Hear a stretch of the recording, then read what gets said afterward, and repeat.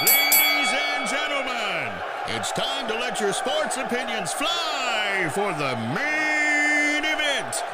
A 7-team elimination match to decide the District 4 3A Championship. Presented to you live by PilotPointBearcats.com. This 10-week match has been sanctioned by the University of Interscholastic League. Our celebrity referee for the District 4 3A show is none other than the daytime psychology professor, Texas high school football storyteller, North Texas insider, and DFW Inside High School Sports, the most feared member of the Texas high school mafia, the one, the only, small-town Dixie, the professor,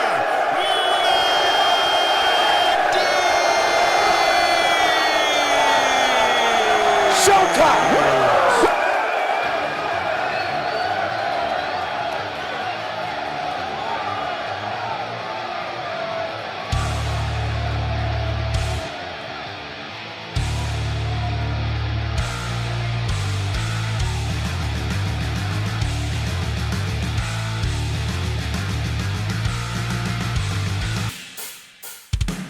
From the home offices in Parker, Texas, just outside the shadows of South Fork Ranch, I am the Professor Matt Diggs, and thank you for tuning in to another episode. I believe we're episode 8 now. I don't keep up with my episodes like I should. Any good podcaster keeps up with their episodes. But thank you for tuning in to the District 4 3A Report.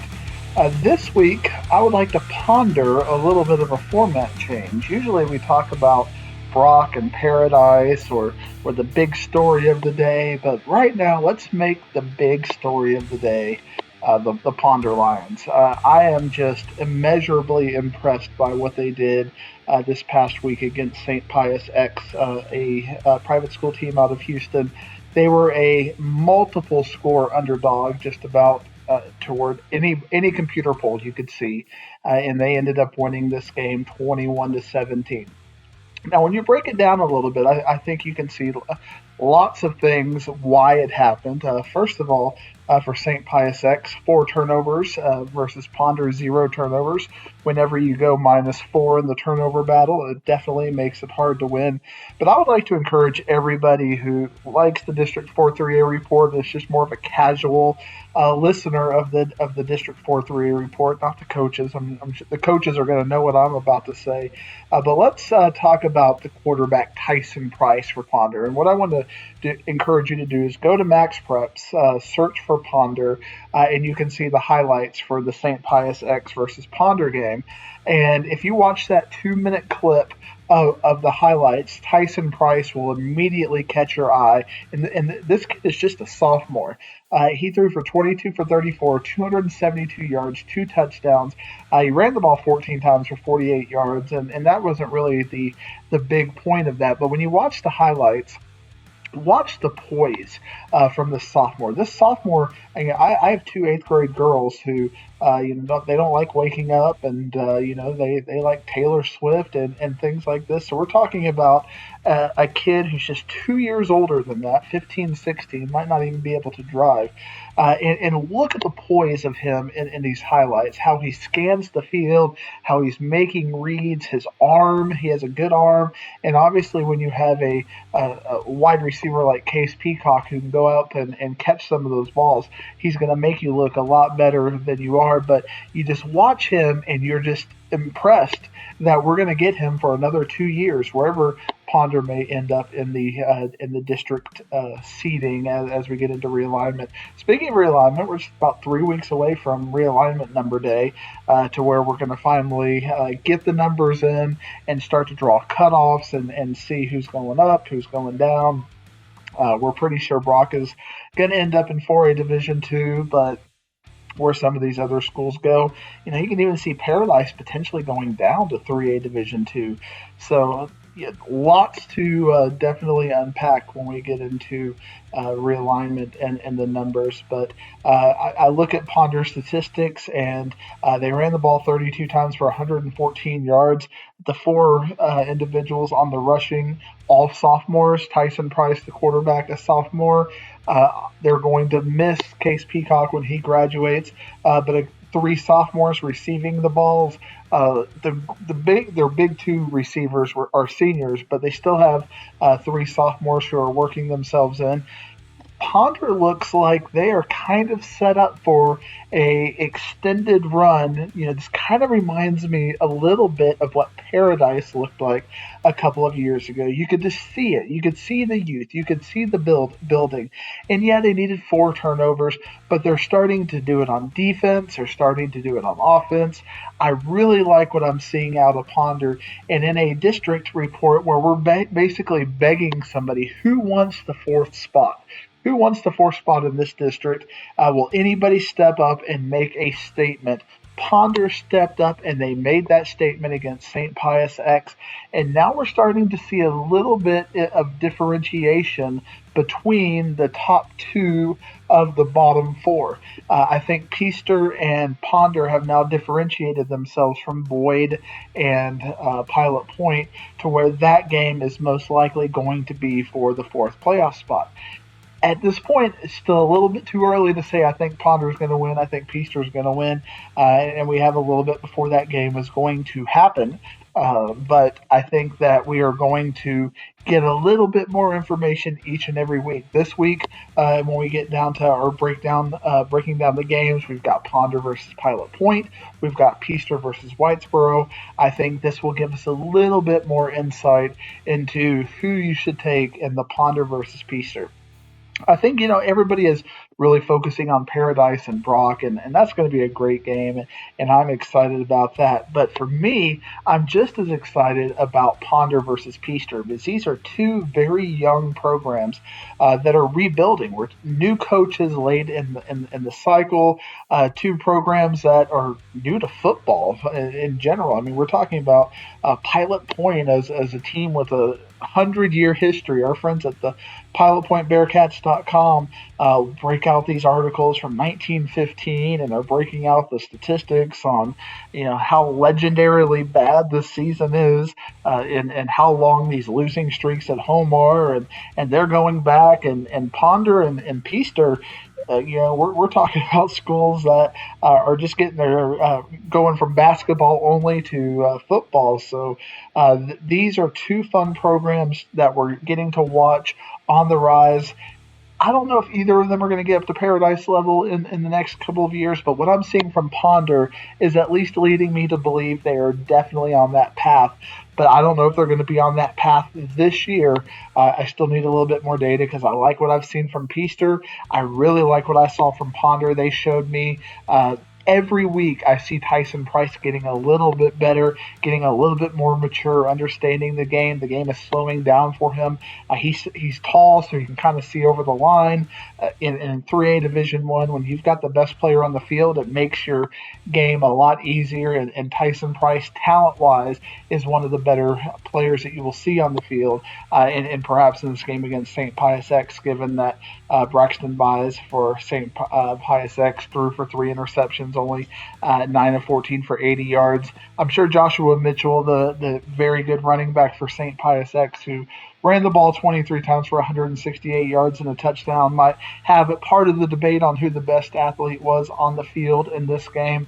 But to the winner gets the spoils. So Tyson Price, you are noticeably seen. I am encouraging everybody to go check out the highlights and see what a special talent he is, because he's getting better each and every week.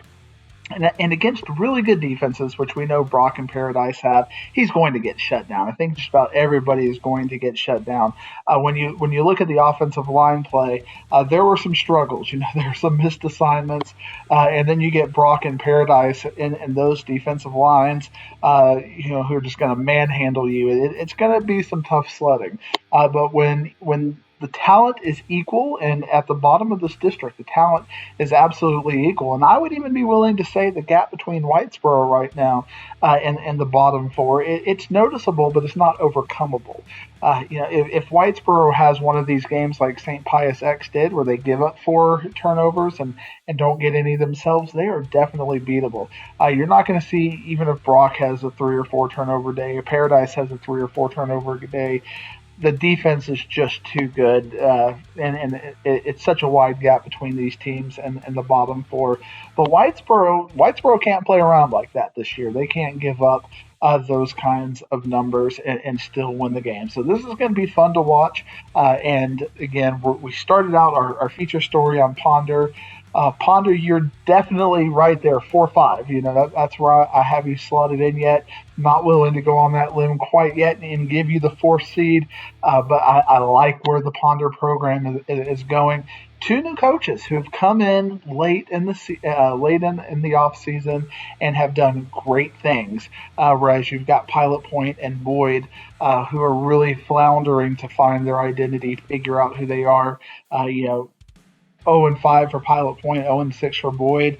And they're not playing each other anytime soon. I think when they play each other, that might be the game for the only win. I still think Boyd has a little bit more than we've seen. Boyd getting Paradise and Whitesboro and Brock to get started out with. Not the best for the psyche, but after they get through those 3 games, they may be 0-7 at the end of that, but those next 3 games are winnable. Boyd certainly has a chance to go 3-7, win their last 3 games, get that momentum going into the playoffs, and perhaps make it to the first round. They'd probably be a pretty prohibitive underdog in whoever they play, whether it's Jim Ned or Clyde or even Vernon in the first round, or even Breckenridge. Breckenridge has been on the way up right now. I think all 4 of those teams very much a lot of parity at the top of the district. I think the 4 teams are pretty much locked in. That's going to be Clyde, Vernon, Jim Ned, and Breckenridge in 3-4A. But the seeding, I think there's a lot to be said for the seeding. And I'm sure Iowa Park's sitting there thinking, don't forget about us. And this week, Iowa Park will definitely have that chance to play Breckenridge. And we'll find out if the Breckenridge, the Buckaroos the last couple of weeks, if we've seen some false negatives or some false positives, or if they're getting better and if they have a legitimate shot at the 4th seed or higher in the District 3-4A. But this is not the District 3-4A report. We love District 3-4A. We respect them. We like beating them 3 out of 4 in the first round of the playoffs. It's kind of a tradition of the District 4-3A report to smack around the District 3 round, except for the year that Jim Ned beat Brock. But we won't talk about that. We're still a little salty about that. But coming into this week, Peaster team of the week, or Ponder team of the week, excellent matchup against St. Pius X, great win. Now that we get to the rest of the games, it's a little less positive. It's a little less optimistic. When we talk about Peaster and Brock, just absolute domination, it's almost unfair what Brock's defense is doing to the opposition right now. Just the dominant level of play you're seeing out of the defensive line. Peaster just not getting yards. Brock basically being able to do whatever they want. I think the bright spot, if you're really looking into the Brock box score this week, is how Brock is kind of evolving into a 3-headed monster in the running game. Brody Woods, 8 carries for 127 yards and 2 touchdowns this past week. He can create complementary football and create issues when you can't just tee in on Tutter, you can't just tee in on Guthrie. You have to respect him and his scrambling ability, which opens up the passing game, which opens up a multitude of different play calls. And when Brody Woods can show that speed and explosiveness to be the top runner on the night with 2 running backs like Vance Guthrie and Brett Tutter, who have been there and have done that, it gives Brock just an extra dimension of excellence. Vance Guthrie, 6 carries for 43 yards and a touchdown. Brett Tutter, 5 carries for 84 yards, busted off a 67-yard touchdown run and 2 touchdowns. And what can you say about Carson Finney? He is just spectacular in space. He was spectacular against Gunter, and he continued that against Peaster, 2 receptions for 64 yards and a touchdown. Is the broken record we keep talking about with Brock. You got to figure out these turnovers. 3 more turnovers against Peaster that they still won by 61.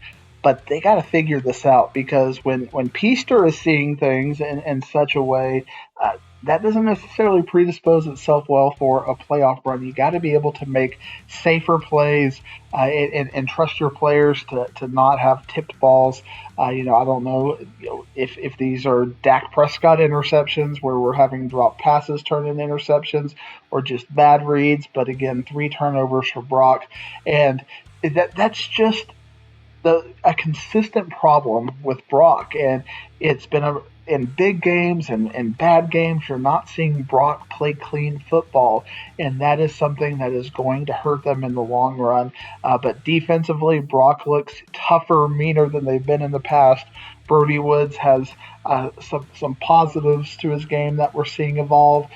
So what can you say about Brock? We're just all waiting for Brock against Paradise in a couple of weeks, and Brock with a huge 61-0 game. That was 61-0 in the third quarter, and if not for the interceptions and turnovers, probably could have been a lot worse. Pilot Point versus Paradise. We're talking about defenses, and Paradise, what they are doing defensively right now across these 6 games so far is just ridiculous how they are shutting teams down. They kept Pilot Point to 32 carries for negative 12 yards. So 32 attempts of the ball. Pilot Point could not work anything positive.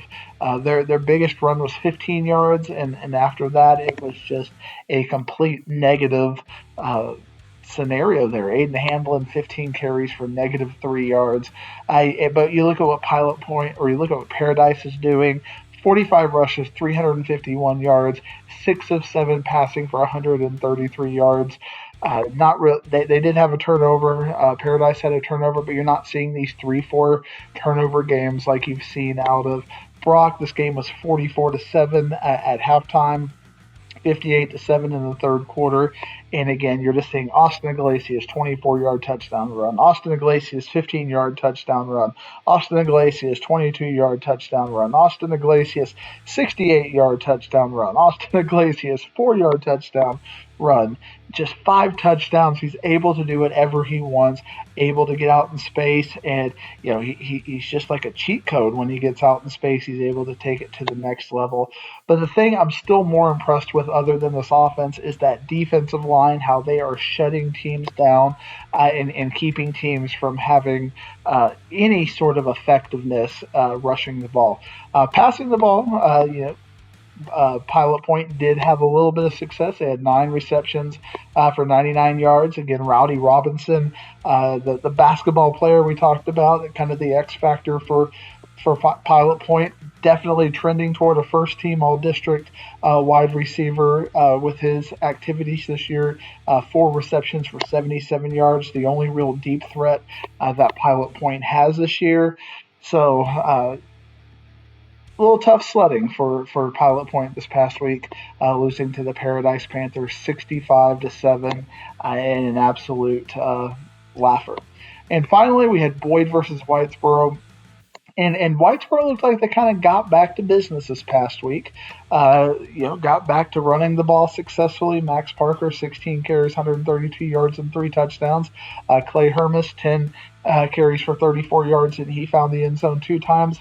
What I really like out of this Whitesboro game, 23 of 29 for Clay, 229 yards, very effective quarterback rating, no turnovers. So Whitesboro is able to move the ball down the field in big chunk plays and those little bubble screens and short passes and move the chains repeatedly.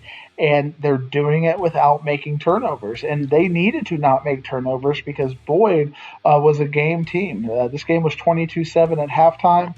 Both teams scored 14 points in the second half. It was a back-and-forth affair. Even though Whitesboro won by 15, it was never a blowout. It was never a no-brainer. Boyd was very gritty. And that's why I keep talking about that. Whitesboro doesn't have the luxury this year to have a game like what Brock did against Peaster, where you have 3 turnovers, what St. Pius X did against Ponder, where they had 4 turnovers. St. Pius X was, again, a 4-5 score favorite in that game, and those 4 turnovers completely changed the way that game was laid out. Ponder took advantage of it, and they were good enough to win that game.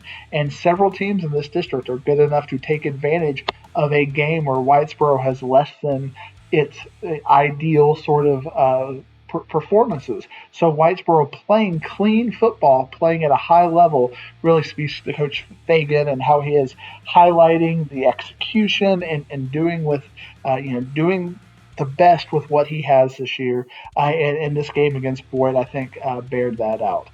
So this past week, I don't think there were any surprises with Paradise, Brock, and Whitesboro all taking care of business. All 3 go to 2-0 in district play, with all 4 of the teams at the bottom of the district still trying to find out who they are and a little bit about themselves. And this week we have our first game between the 2 teams in the bottom 4, because Brock has the bye week. This week we have Paradise against Boyd.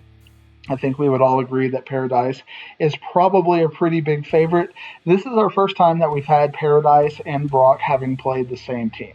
So I'm a little bit worried about Boyd, because if you remember Brock putting up 78 or whatever it was against Boyd a couple of weeks ago, does Paradise try to match that to make a point? It'll be interesting to see this week. The computer line I'm looking at has it at 46. I would definitely be taking the over. I think this is probably in the 60s, but can or will Paradise try to move it up to that 70 level to make a statement to Brock that, we can do what you can do, but you can't do what we can do. We'll find that out. Whitesboro versus Peaster. We're talking about Ponder versus Peaster potentially being that 4-5 game. Now Whitesboro at the 3 spot has to play Peaster this week. What kind of statement will Whitesboro make? Can they beat a team like Peaster? Can Peaster start to increase its resume at Whitesboro's hands? I think Whitesboro, you're seeing them getting better as well. They're starting to get the confidence.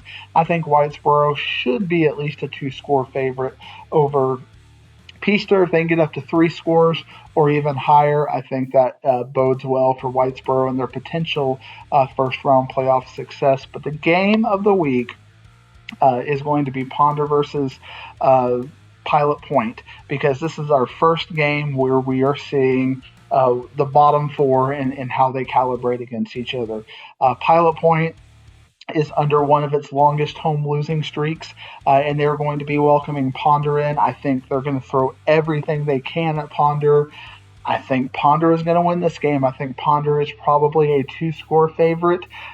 Their offensive prowess doesn't lend itself to these big blowouts or big offensive explosions, but I think they should be able to hammer out a 28-14 type of win at the hands and expense of our friends at the PilotPointBearcats.com. And even though they are not affiliated with Pilot Point ISD, their hearts are affiliated with the Pilot Point Bearcats.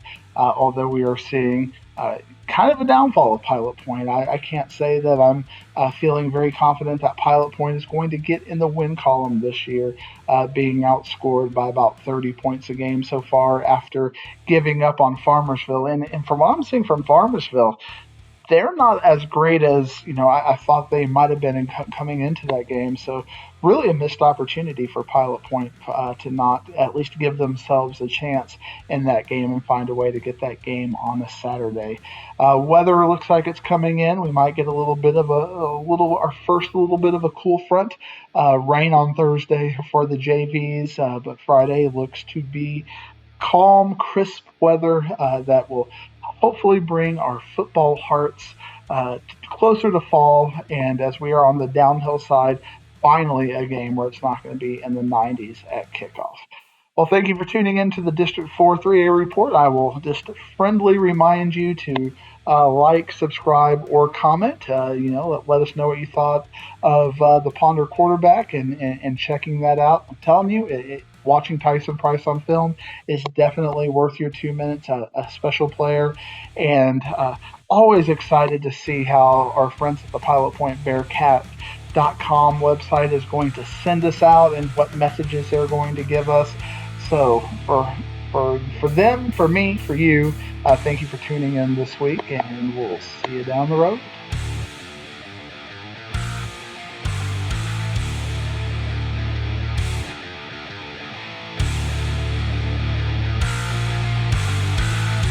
Sometimes it's better to remain quiet and be thought a fool than it is to speak up and erase all doubt. Because I don't play no games. I don't have to play games. I don't have to watch games because I can control this sport. The bottom line in this sport is winners and losers. I never have been a loser because winning is the only thing that fills the pockets, and that's what this sport's about. I make my own rules because it's much easier that way. Now, as far as Damien goes, that's just part of the intimidation thing that I do. Because if you're thinking about the snake, then you're not thinking about me. And when you don't think about me, well, why don't we ask Ricky Steamboat?